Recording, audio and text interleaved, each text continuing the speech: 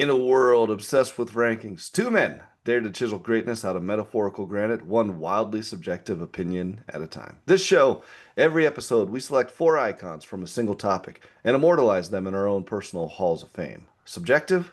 Absolutely. Debatable? Always. Set in stone? Until next week, welcome to the Mount Rushmore show, where your top four says everything about you. I'm Mike Mintz. He's Joe Mintz. And Joe, October is in full swing. Let's go with that one. So, yeah. Man, he's so quick with it. Um, there's a little hint there. But before we get into this week's topic, I did want to ask you, did you rewatch any of the Rock movies for last I, Mount Rushmore? I did. I rewatched The Rundown and I rewatched Doom. That was kind of my homework, I felt. Yeah. And I watched Doom last night. I was like, oh, I was considering not, and I was like, I better do it just because I know Joe's probably going to bring it up. So one of those movies is really, really good and still holds up, and one of them is okay. So Okay, so do you have a change opinion? Not that you can change your Mount Rushmore, but what's the verdict on Doom now at the second watch with okay, you? so I don't regret the choice. Doom is not a great movie, but it's not a terrible movie. And additionally, I feel like it's a really good rock movie because he plays a very different character than he normally does. He is a true villain. And actually, he kind of converts, he starts out kind of as a hero-ish character and he converts into a villain. And he has one of my favorite lines where he's getting dragged away by one of these, demon hellspawn monsters. And he says, I'm not supposed to die. And it's just this great little scene. Not a great movie, but I don't regret it. I was wondering, I turned it on last night. I was like, oh no, how bad am I going to have on this pick? But actually, I walked away going, it's pretty forgettable. It's probably a half hour too long. Um, Pretty little decent action movie. So it's all right. And some movies are so bad they're good. I don't know if it Mhm. falls into that camp, but I do appreciate The Rock taking on a different role as a villainous character. That's unique in the element of not just picking more or less the same action stuff that he's been known for. Yeah, I think so. And I think that's what makes that pick on my Mount Rushmore kind of stick around. I don't regret it because at least I'm picking some stuff that a variety of his things. I mean, we both did, right? We took different shots at different spots in his career. And I think, there's probably a better fourth pick for me. But I'll live with Doom for the moment. So, That's the beauty of this show. It's yeah. your Mount Rushmore. I might not like your pick, but it's still your pick. It's set in stone. Yep. Well, at least for this week. So, And this week we're going a different direction, one that we've never gone in. We've spoken a lot about movies, about TV, about sports, but we've never gone specifically into this sport. And I feel like no more fitting a time than the month of October to talk about baseball. baseball is, let me back that up. October is probably the only month that I really watch baseball. Yeah. Baseball's not on my radar throughout most of the season. I'm not like a spring training nut that's waiting for it to start. My dad wasn't a huge baseball fan, so it wasn't on regularly.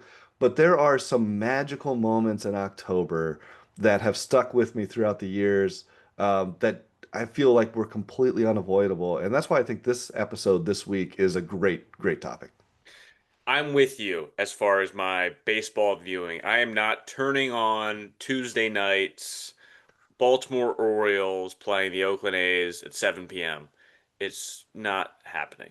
Having said that, when the Orioles are in the playoffs, which unfortunately they missed it this year, um, and it's October, I'm in. I want to see what's going on.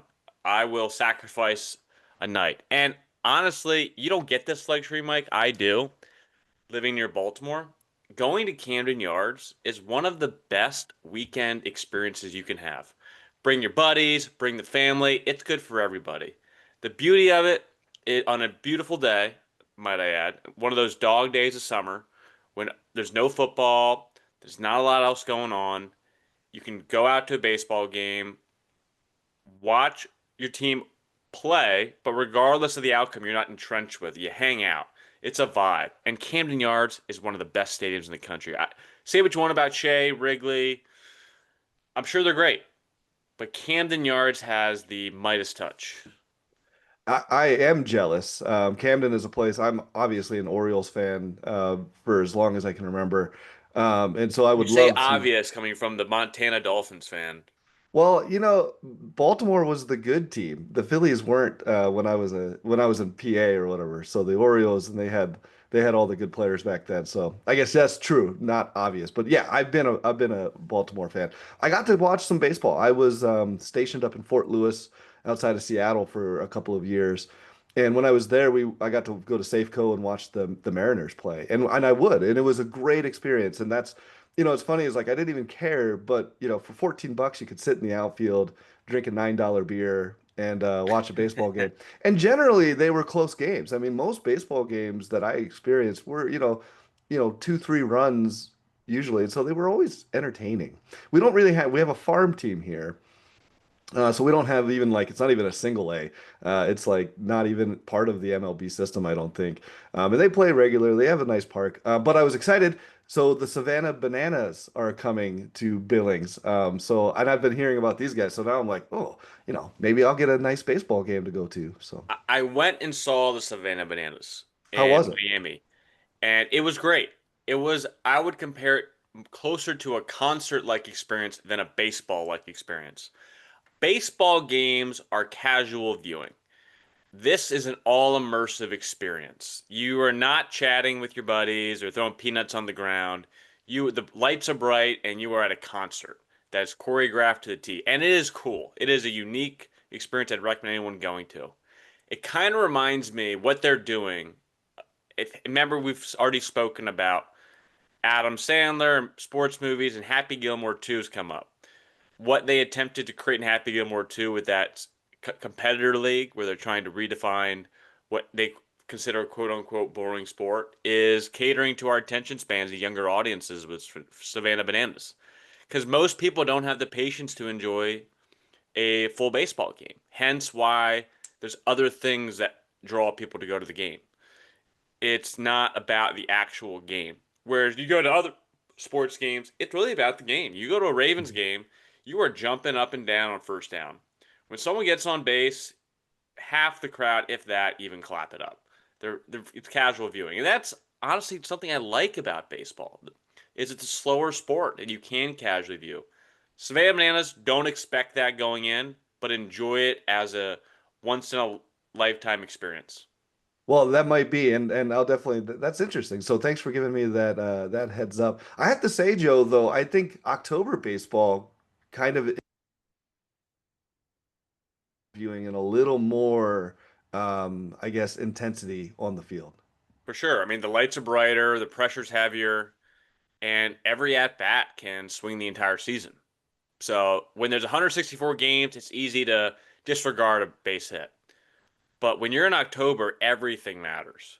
And this year's playoffs have already delivered some drama from the Red Sox Yankees wild card matchup that reignited one of the sport's fiercest rivalries. And then the recent Phillies stunning collapse after a really dominant regular season start for them. And then the Yankees once again fell short of October expectations. While Philly, who came in hot and confident, ran into a wall of clutch pitching and couldn't find the magic at the plate. But then you see the Dodgers are reminding everyone while experience does matter. They're balanced, deep, and they're really showing they're built for moments like these. Since they picked up one of the greatest players we've ever seen, Shohei Ohtani. Um, so postseason chaos, I'm sure, will unfold with the Blue Jays and Dodgers, but it feels like the perfect time to look back, not just at who's playing now, but I want to talk about the legends who defined October baseball. Yeah, and I think this is the perfect time to do that.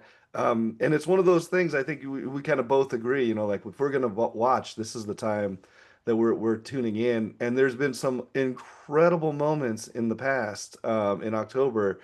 I remember you brought up Red Sox Yankees. I mean, obviously you think about back in the reverse the curse days where the Red Sox overcome what was that, 2004? 94, was that, or somewhere in the mid early? I don't even Yeah. know. But anyways, that you think about those games, and just the big time players and stuff from those from the years past, and that kind of tees us all up here, Joe, for our picks, I guess.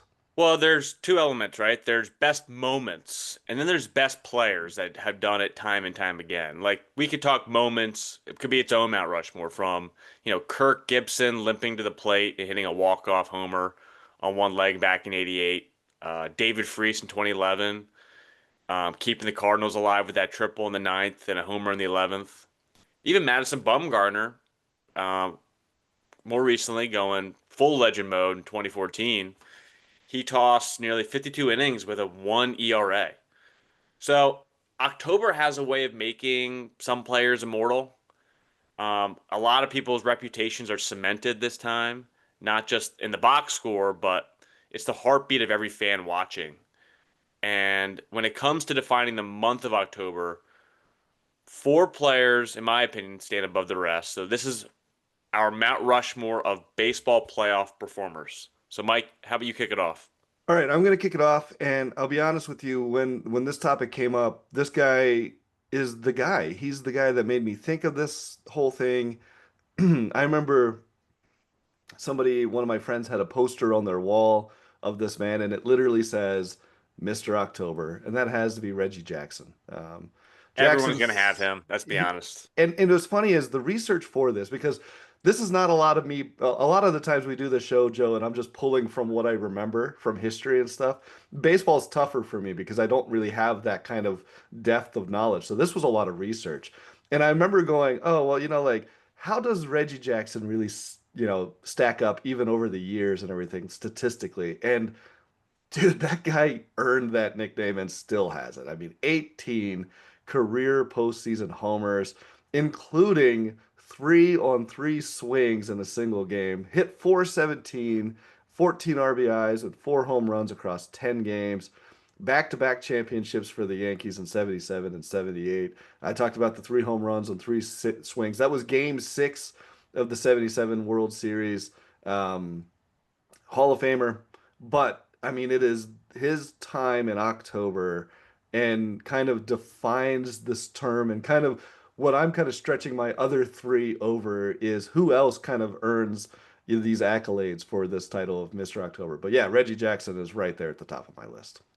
Yeah, we're going to share this one. No surprise. You can't have a nickname like Mr. October and not include him in this list.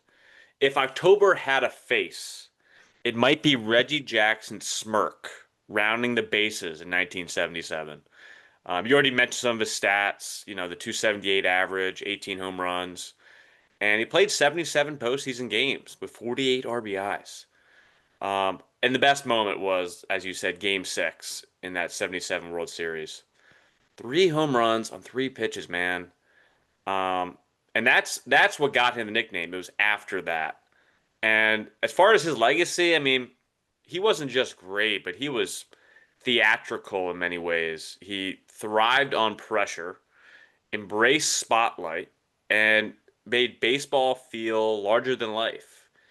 He kind of owned October, but he also owned New York in many ways. And he had many uh, on the field and off the field dramatic um, moments between him and the ownership and management, and but he could pull it off. It's like a wide receiver in the NFL. There's a lot of divas out there, but they get away with it when they put up 10 to 15 touchdowns a season. Plus, and on another note for Mr. October, he has one of my favorite cameos in a movie as in the Naked Gun, the original Naked Gun, when he's the assassin. So there you go for Mr. October. So, He was also in The Benchwarmers, oh, that's right. Yes, a, you're a right. forgotten sports movie with Rob Schneider and David Spade, and also Napoleon Dynamite. Yeah, so he's got some comedy chops. Yeah. On to my number two pick.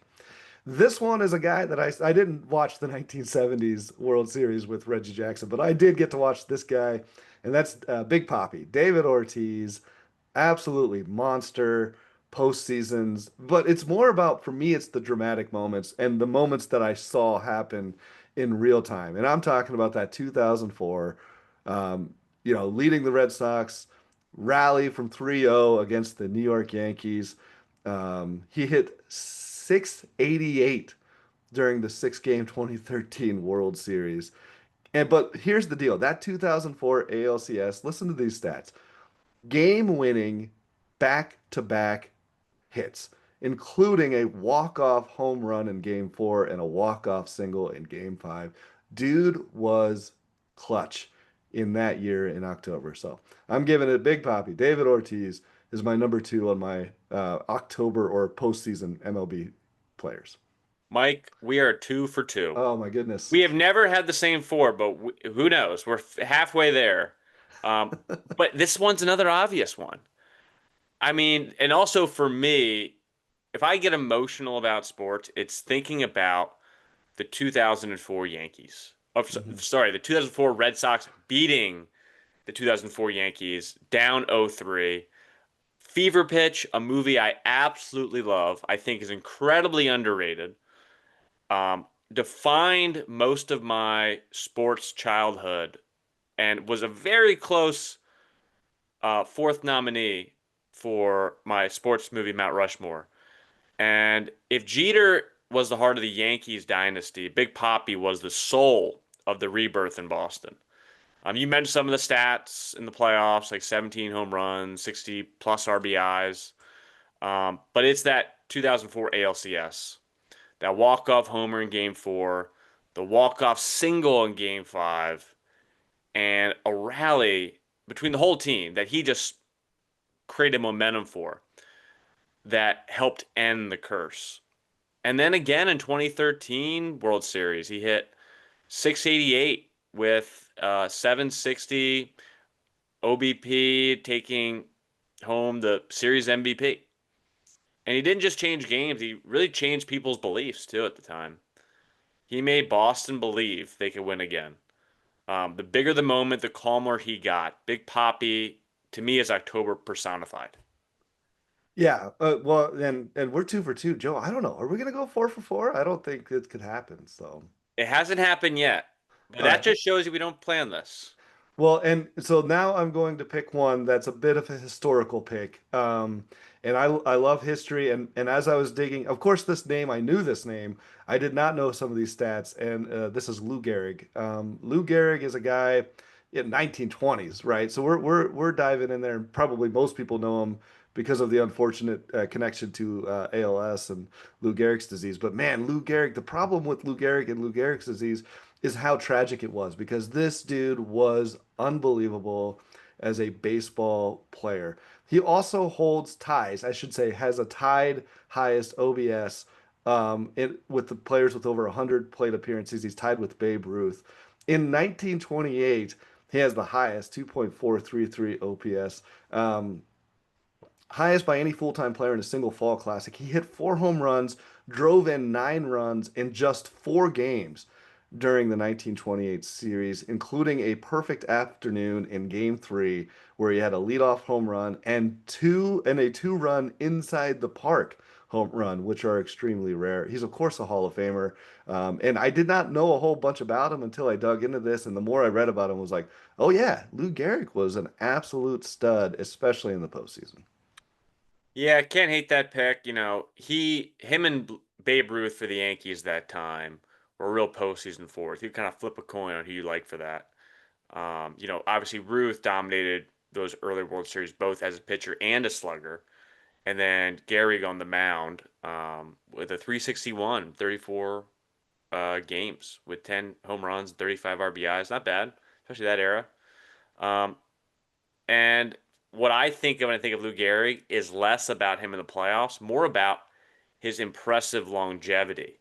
Cal Ripken beat what was considered the most unbeatable record in professional sports, and that was consecutive games not having missed that Lou Gehrig had, and Cal Ripken beat it.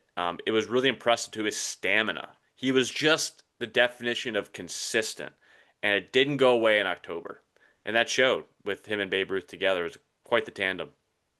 Awesome. Joe, I think you get finally get a pick here. So Yeah, we're not going to share this. So good, we're good. we're not going to go four for four. As much as I kind of was hopeful for it. Um, I alluded to this person earlier when talking about Big Poppy, and that is Derek Jeter. I'm gonna Mm. call him Mr. November. When lights got brighter, Jeter got better. He was going crazy in the 90s watching Cal Ripken, who I thought was a better shortstop and was superior statistically in every way all throughout the 90s during the regular season. But we kept falling up short to the Yankees and Derek Jeter. Drove me nuts. So it was hard to make this pick, but if I'm being honest with myself, he deserves to be on it. He had a 308 average, 200 postseason hits, which is the most all time, might I add. 20 home runs and 61 RBIs. The flip play against Oakland in 2001 sticks out to me. Pure instincts. That saved the Yankees season. And that was the famous Moneyball season, one of my both of our Mount Rushmore, Brad Pitt's and sports movies. The Mr. November walk-off home run just after midnight in Game 4 of the 2001 World Series. Another amazing moment. Jeter wasn't loud, but he was consistent, and that was deafening to opponents. He was always the calm in every storm, it felt like. Someone you trusted when everything was on the line. A five-time champion whose October resume is unmatched in longevity and leadership, if you ask me. Jeter is one of those guys that deserves to be on a list of famous baseball players and consensus picks. And I didn't realize some of his postseason stats. Although you talked about that walk home run just after midnight, that moment is encapsulated to me. I remember my dad reading the newspaper, and that was front page news, about this big hit. And that was what put Jeter on the map for me. I was like, oh my God, this guy is, and he was already kind of a big name, but this solidified his almost mystique in New York. That Jeter could be this clutch guy when everything. That's the thing is when stuff is on the line. It doesn't matter if all your stats and what you've done, for me lately or done in the regular season. But when push comes to shove, and it's down to the wire, who's coming through? And Derek Jeter proved that he was the man. He could do that. And so, to me, that moment alone supports his right to be on somebody's list there. So good pick, Joe. Is that your way of saying he's on yours as well? This guy does not. But I guess if I were to finish up, I'm going to go with a guy that I think is one of the all-time greats, and I'm going to go with a pitcher. I don't think we've had a pitcher, have we? So Not yet. this I is got one more too. oh, that's right. Well, we'll see if we share it. This is Mariano Rivera, Sandman. I mean, come on, dude. I'm just going to start with the best one. And this is no, I didn't come up with this, but I've heard this and I looked into it. It's true. More people have walked on the moon than have scored earned runs on Rivera in the postseason. 12 people walked on the moon, only 11 people have scored earned runs against him in the postseason. He's considered the greatest postseason pitcher ever, all-time leader in games played, 96 saves, earned run average, win probability. Has 141. This is total as a closer, considered absolutely absurd. Rivera is the man. World Series MVP in 1999, ALCS MVP in 2003. Often pitched multiple innings. Um, yeah, Mo. That's my fourth and final right there. Great pick. And I thought the first three picks I had were very clear and obvious. The fourth one, I juggled between guys like you mentioned Lou Gehrig and Babe Ruth, we've talked about, even like Sandy Koufax, Bob Gibson. But then I thought, they're not my era. I gotta pick the guy who I remember to be the most dominant in my era. And you already mentioned him. We're gonna be three for four on our Mount Rushmore, and it's Mariano Rivera. Might I add, the only first ballot Hall of Famer in Major League Baseball history. The old boys club had many guys that believed there's no such thing as a first ballot Hall of Famer. I thought Cal Ripken was going to be the first, but Mariano Rivera was. He was the closer of closers. Every great story needs an ending, and nobody ended games like Mariano Rivera. Hence why he's my fourth and final pick to close this out. You mentioned some of the stats, point 0.7 ERA, 42 saves, 141 innings. I would say he's the most untouchable postseason record in any sport.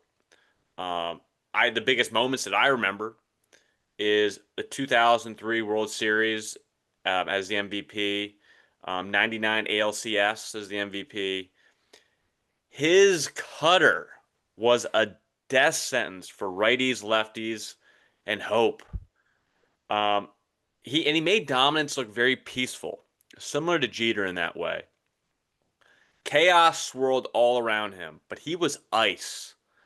He was consistent over nearly 2 decades of October baseball, and it might be the single most impressive feat in the sports playoff history.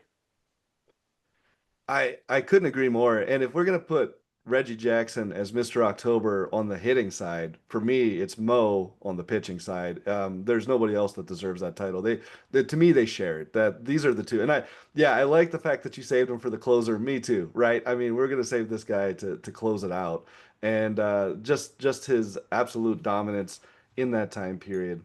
Um, yeah, puts him on that list, Joe. And 3 for 4. We've never had that many shared picks, I don't think so. Yeah, as much as it pained me to put three freaking Yankees on my Mount Rushmore, God dang it, they deserved it. I'm Yeah. sorry, I can't resist. That evil empire down there in New York, right? I So, know. I'm trying to be unbiased here, folks. You should appreciate this. As much as I wanted to put Cal Ripken on there, he just didn't do it. Joe, I'm probably putting you on the spot. You got any predictions for the postseason? If you had a magic 8 ball if you had some form of clairvoyance, what would you say at this point? So, Well, we're deep in the chaos of October right now. I mean, the Yankees and Phillies are out. Upsets starting to pile up here. Um, if history tells us anything, it's that the postseason isn't about who's best on paper. It's who can rise when everything's on the line. And we've seen that from legends of this Mount Rushmore that takes something deeper than just skill. And as far as my prediction, we're going Dodgers. They're battle tested, balanced, hungry. I mean, this guy Shohei Ohtani is the greatest two-way player we've seen since Babe Ruth. And they find their way back into the World Series, reclaiming their spot atop the baseball world here. Um, so October has a new chapter to write, and LA feels destined to be the next headline, I think. perfect. Any final thoughts before we wrap up here? I guess What do my you two. think? Are you going Canada or USA here? Make I your know. alliance. No, I see. I'm all about players, not teams. And so I'm with you with Otani. Like the idea of a guy that I want to see him be dominant. I want to see like a Babe Ruth of our time, and maybe that is really putting too much pressure on somebody. But if anybody could do it, it would be him. And so I want to see these statistical insanities for our moments. And so I guess it's not about the teams. It's about the players. But I guess I wanted to wrap up just a little bit on our 2 cents here for baseball. I'm not a massive baseball fan, but I'm a sports fan, and I'm a fan of playoffs. I'm a fan of knockouts. I'm a fan of win or go home. In October and November, baseball, World Series, all of that stuff encapsulates the drama. And some years I miss it, but others you can't. And sometimes you get in there and there's unbelievable moments. There's magic that happens on the field. There's people that tie their life around baseball moments. I mean, you think of the scene in Good Will Hunting when he the game, and so many movies tied around these kind of ideas. Field of Dreams, another one about baseball. So I guess I'll wrap it up with the quote from Moneyball, which we've referenced many times here. It's hard not to be romantic about baseball. I'm going to tag on in October. Beautiful, Mike. I mean, there's one thing we love, and baseball delivers this time of year, and it's moments that we remember. Not about the games as a whole, not about the full series and the outcomes. It's about those one or two moments when everything's on the line and we see who steps up. That's what we remember, and that's what's so beautiful about this time of year and this battle-tested sport. Awesome. Well, you heard it from us. At least three of our four are shared. We got two separate ones in there. But the real question is, what would you carve on to your mountain? Until the next episode, I'm Mike Mintz. He's Joe Mintz, and this is the Mount Rushmore Show.